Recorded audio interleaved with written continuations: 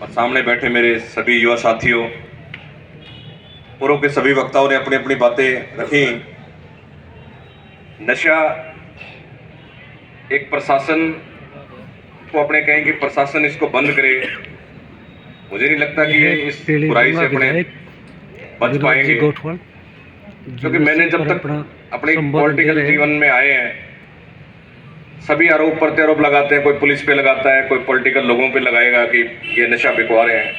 मुझे लगता है कि 1-2% लोग ऐसे हो सकते हैं जो नशे को बढ़ावा दे, वो पुलिस वाले को बढ़ावा दे, मुश्किल से कोई 1-2%। लेकिन हमारा जब तक रहता है कि प्रशासन पे थोप दें या राजनेताओं पे थोप दें, किसी व्यक्ति पे थोप दें, इससे ये नशा बंद होने वाला नहीं।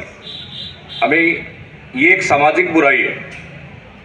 हमें जो चिट्टा बेचता है, पंजाब के लोगों ने बहुत से जगह अपने वीडियो भी देखते हैं, इन्होंने एक सामाजिक बुराई मानते हुए उनसे नाता तोड़ लिया परिवारों से, तो अपने आप नशा खत्म हो जाएगा।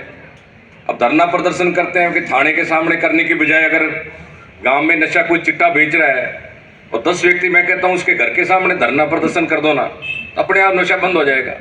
लेकिन इतनी हिम्मत कौन करे? या तो डूंगर राम जी करे या विनोद गोठवाल करे, उड़ामा भी नहीं लेना। भाई फला व्यक्ति चिट्टा बेचता है, उसका नाम भी कोई लेना नहीं चाहता कि कल को कहेंगे कि इसने नाम ले दिया। अरे भाई ये इससे बंद होने वाला काम नहीं है, क्योंकि अपने को आगे आना पड़े। और सभी युवा साथी आज बड़ी संख्या में पहुंचे हो, अभिषेक जी भी हमारे बीच में अभी पहुंच चुके आने वाले हैं। तो मैं युवा साथियों से यही कहना चाहूँगा कि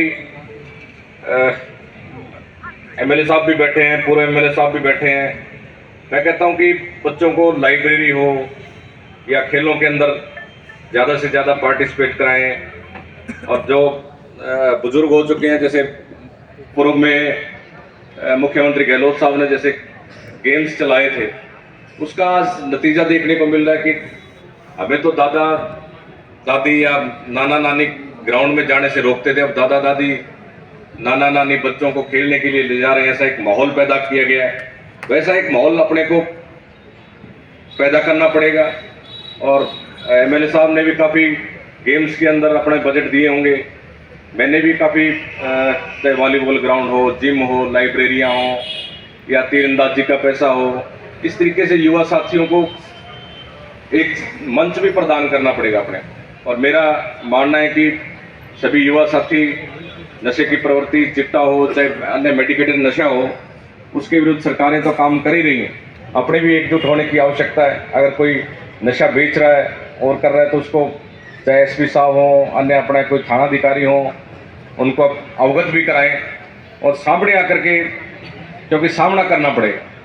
और मैं अपने को ये लगता है कि पंजाब से चिट्टा, हनुमानगढ़ गंगानगर में नशा है।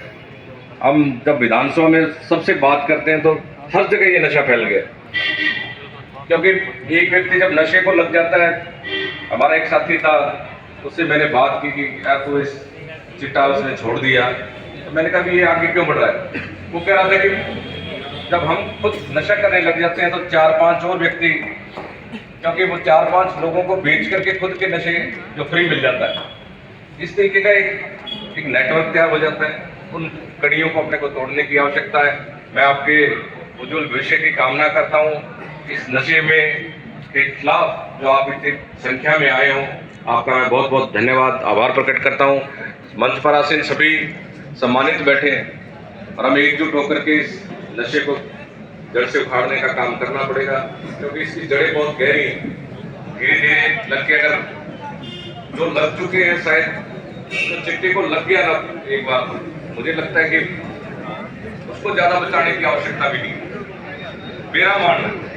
अब तो जो नई पीढ़ी उसके टच में ना आए, उसको तो मैं कह रहा हूँ ज्यादा ही चिट्टा दे दिया जाएगा, कम से कम और घरों को खराब तो ना करें। इसलिए अपना मानना यही है कि जो उन लोगों के टच में आ रहे हैं उनको टच को तोड़ने की आवश्यकता है और युवा साथियों को बचाने की आवश्यकता है।